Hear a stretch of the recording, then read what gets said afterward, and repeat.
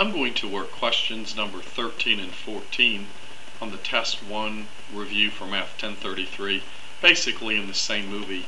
They're both pretty short questions, and even though they're not related, it'll work to just put them in the same video.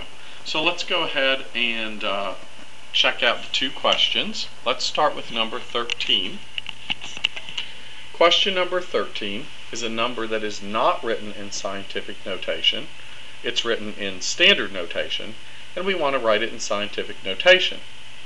So the first thing that we want to do, when you're writing a number in scientific notation, the first part of the number has to be between 1 and 10.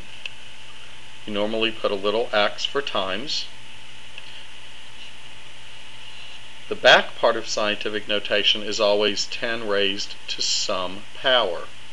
So this is sort of the shell that you're filling into when you're putting a number in scientific notation.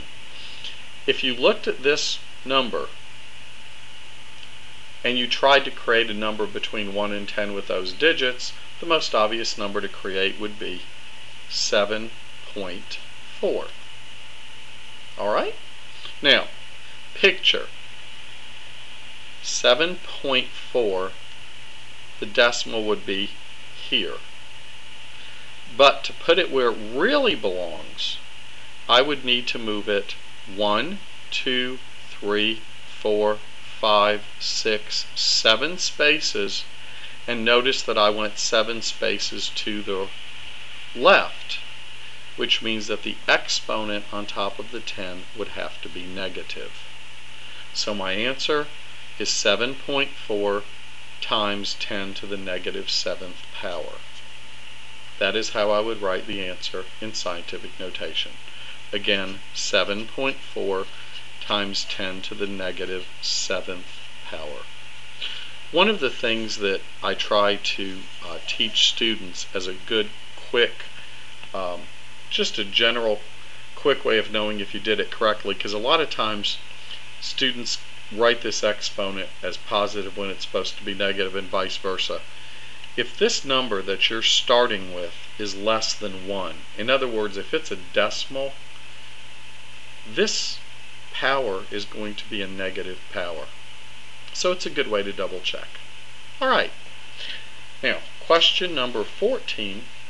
Again, let me point out, question number 14 has nothing to do with scientific notation, but it's just a short question, so I'm answering it on this video.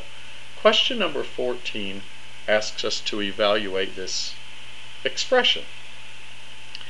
The best way to start with this problem is to work what's inside or underneath the radical first. 4 squared is 16. We have our plus sign. 3 squared is 9. We still have our square root sign. 16 plus 9 is 25. And the square root of 25 is 5. So that's a pretty direct problem. Most important thing to do is not to get clever. Sometimes students see a square root up here and they see a squared here and they think they cancel them out, but they don't, because that plus sign in there does not allow you to consider those inverses. So what you need to kind of work with here is hierarchy of operations. Do what you can under the radical first, which becomes 25. Take the square root of 25, and your final answer to the problem is 5.